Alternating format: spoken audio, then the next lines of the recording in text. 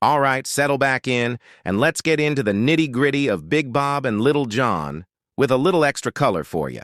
Old Reamer's got a vivid memory, especially when it comes to the shadows of the past. Now, Big Bob, he wasn't just big. He was a colossus of a man, a hulking mass of muscle and menace.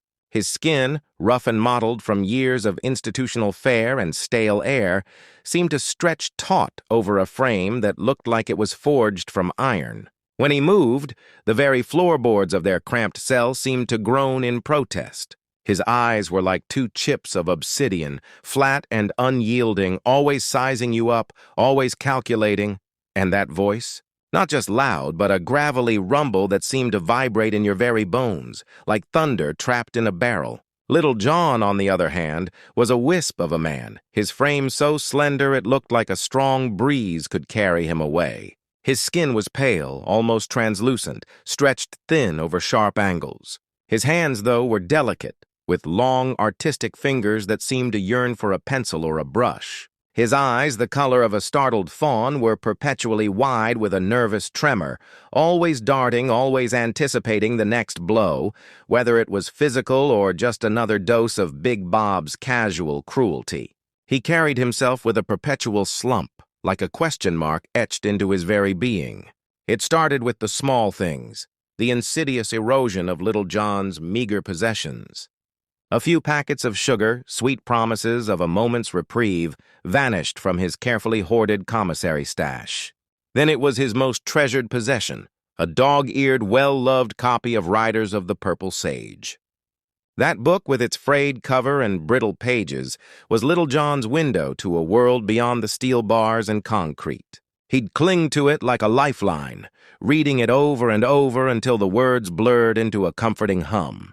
When he timidly asked Big Bob, "Hey, Bob, you seen my book?" Big Bob just stared at the cracked ceiling, a faint, almost imperceptible twitch at the corner of his lips, as if savoring a private joke. But the real gut punch came with Little John's art supplies. These weren't just pencils and paper, they were his very soul's tether to the outside world. He'd painstakingly traded favors, saved scraps, and even gone without meals to acquire them.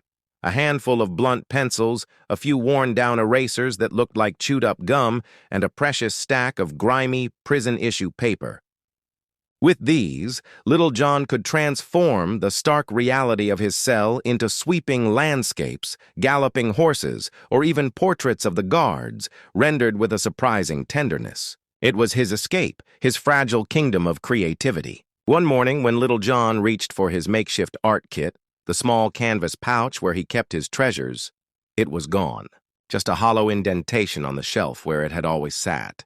His breath hitched in his throat, a cold dread seizing him. He confronted Big Bob, his voice reduced to a shaking whisper, barely audible over the clatter of the morning meal trays. "My art stuff, Bob," he pleaded, his voice cracking. "Did you take it?" Big Bob slowly, deliberately turned his massive head. A slow, predatory grin spread across his face, revealing teeth that were too yellow, too sharp. He looked Little John up and down, from his trembling hands to his terrified eyes, and then a deep, rumbling laugh erupted from his chest, a sound that seemed to shake the very dust from the cell's grimy corners. "Your art stuff?" he scoffed, his voice dripping with contempt. "What's a little fella like you gonna do with art stuff anyway? Better off without it, less distractions." That was it. No denial, no explanation, just a blunt, brutal assertion of power. Little John crumpled onto his bunk, his shoulders shaking with silent sobs. The light in his eyes, that flickering spark of artistic passion, was snuffed out. He never drew again, at least not in that cell. And Big Bob? He just kept on being Big Bob, a dark star in Little John's shrinking universe, taking whatever he pleased, a silent testament to the raw, unforgiving law of the prison yard. And that, my friends, is the kind of story that keeps old Reamer up at night. You know, it makes you wonder about the things we hold dear, the things that make us us. What if those things were suddenly brutally ripped away? If you liked this glimpse into the shadows, do me a favor. Hit that like button. It helps a lonely old cat in a rubber suit feel a little less lonely. And if you've got a story you think old Reamer should hear, drop it in the comments below.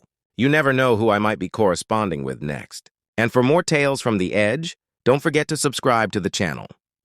Thanks for listening, folks.